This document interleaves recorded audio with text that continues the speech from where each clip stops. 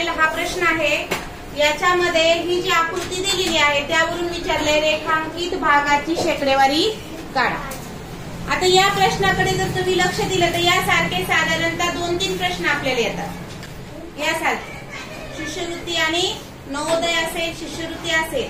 पहिलं म्हणजे अंशछेदामध्ये लिहिण्यासाठी सुद्धा येतात याच्यावर प्रश्न. मग आपल्याला याच्यामध्ये सर्वात महत्वाचं लक्षात ठेवा की याचे समान भाग झालेले नाही. आपण लिहितो एकूण भाग एवढे, त्यापैकी रंगवले एवढे. प्रत्यक्ष दिसताना असं दिसतंय तर 4 भाग केलेले 2 भाग रंगवले. बरोबर दिसताना काय दिसतंय तर 4 भाग केले 2 भाग रंगवले. पण ऍक्च्युली समान भाग झाले नाही. जर तुम्हाला अंशछेदात लिहायचं असेल तर हे भाग काय आले पाहिजे, समान आले पाहिजे. बरं का स्तवन. आता इथं असं लिहून चालणार नाही की 4 भाग आहे एकूण आणि 2 भाग रंगवले, असं चालणार नाही. मग काय करावं लागेल, हे मोठे भाग आहे आणि हे छोटे भाग आहेत तर समान भाग करून घ्यावा लागतो. मग आपण समान भाग करून घेऊया. कसे समान भाग करायचे बघा.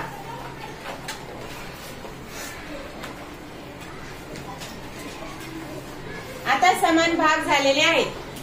बरोबर. आता तुम्हाला सांगता येईल की समान भाग झाले.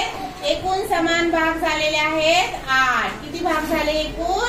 8 समान भागापैकी रंगवलेले भाग आहे 1, 2, 3, 4, 5, 6.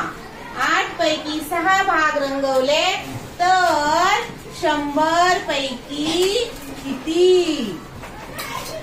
अशा पद्धतीने एकदा मांडणी केली.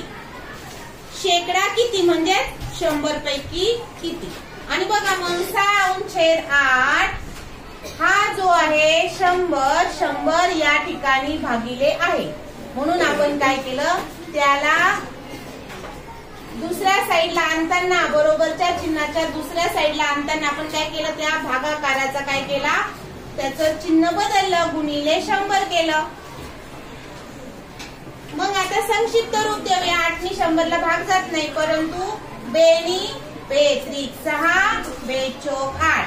आता 4 नी 3 ला भाग जात नाही, पण 4 नी 100 ला भाग जातो. 4 1 4 2 8. बाकी राहिली 2. 4 5 20.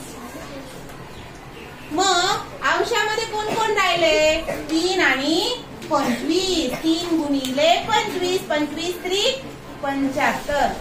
आपण ही जी क्रिया केली याचा उत्तर आलेला आहे 75. म्हणजे 100 पैकी किती लिहायचे आपल्याला, 75.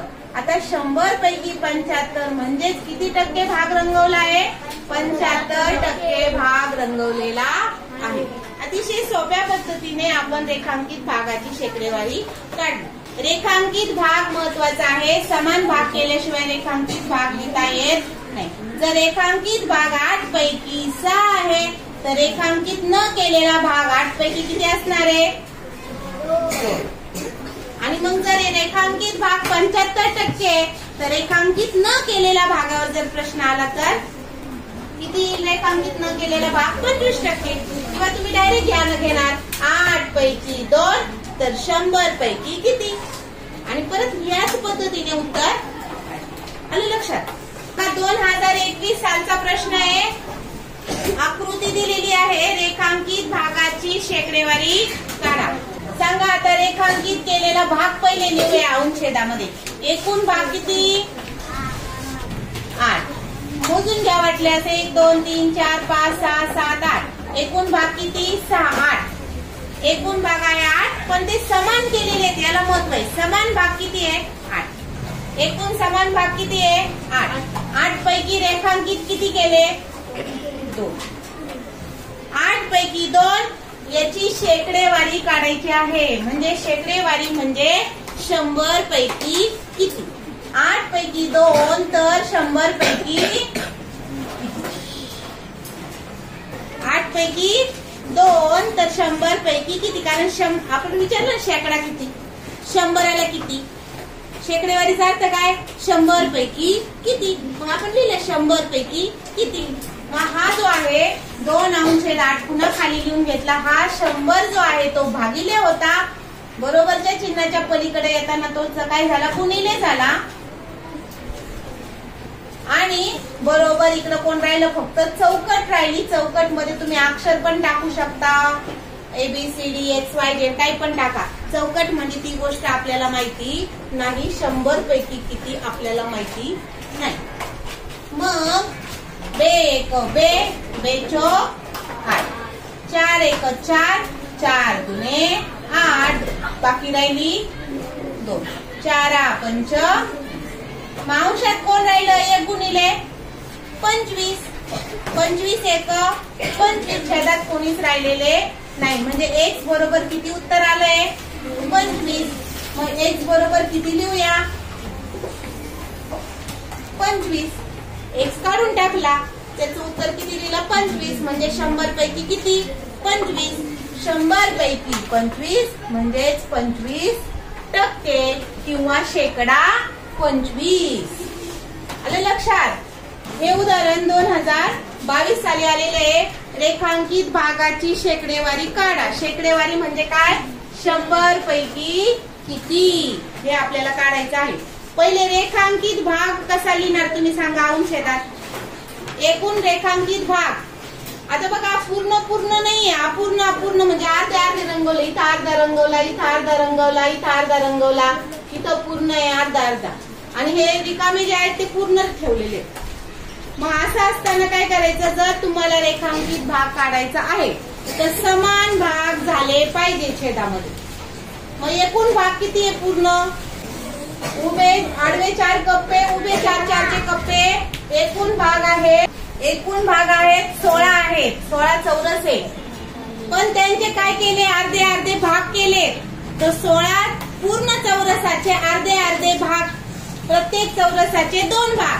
तर असे एकूण किती समान भाग झाले, 16 चौरसाचे प्रत्येक चौरसाचे 2 भाग. असे एकूण 16 दुने 32 भाग झाले. एकूण भाग समान भाग घेतले आपण, एकूण समान भाग घेतले आपण 32. त्यापैकी आता हे जे 32 आहे हे चौरस नाही, लक्षात ठेवा. प्रत्येक चौरसाचे 2 भाग आहे.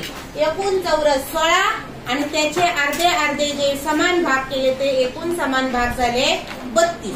म्हणजे याचा सुद्धा अर्धा केला, याचा सुद्धा अर्धा केला, याचा सुद्धा अर्धा केला. एकूण असे केले तर किती भाग होतील, 32. 32 पैकी रंगवलेले अर्धे रंगवलेले भाग किती बघा, एक मोजूया, 1 2 3 4 5 6 7 8. 32 पैकी रेखांकित केलेला भाग किती आहे, 8. तुम्हाला अपूर्णांकाचं जे उदाहरण असतं त्याच्यामध्ये असे प्रश्न येतात की आकृती अशी दिलेली आहे, तुम्हाला समान भाग व्यवस्थित काढावे लागतील. आणि समान एकूण भाग काढले आपण 32, त्यापैकी रंगवले 8. रेखांकित भाग आपल्याला अपूर्णांकात मिळाला. आता आपल्याला तो कशात लिहायचा आहे, शेकडेवारीत लिहायचा आहे. तर 100 किती, 100 पैकी. मग आपण काय करणार, हा जो 8 अंश 32 आहे म्हणजे 32 पैकी 8 भाग रंगवले तर 100 पैकी किती, 32 पैकी 8 भाग रंगवले तर 100 पैकी किती. हा जो 100 आहे हा इथं भागिले आहे, तो इकडं गुणिले आणला म्हणजे इथं येताना तो काय झाला. मग रेषेच्या पलीकडे काय राहिलं, चौकट. म्हणजे आपल्याला जे उत्तर काढायचं त्याला आपण x म्हणूया, की x आपल्याला काढायचा राहिलाय. 100 पैकी किती ते काढायचे. 32 ने 100 ला भाग जात नाही. मग आपण याचं संक्षिप्त करू, 8 एक 8, 8 चौक 32, 4 एक 4, 4 दुने 8, बाकी राहिली 2, 4 पंच 20. म्हणजे x बरोबर किती आलाय, x बरोबर किती आला, 25. मग इथे लिहूया आपण, x काढून टाकला, x च्या जागी उत्तर लिहिलं 100 पैकी 25. म्हणजे किती, 100 पैकी 25 म्हणजे किती शेकडेवारी आली, 25%.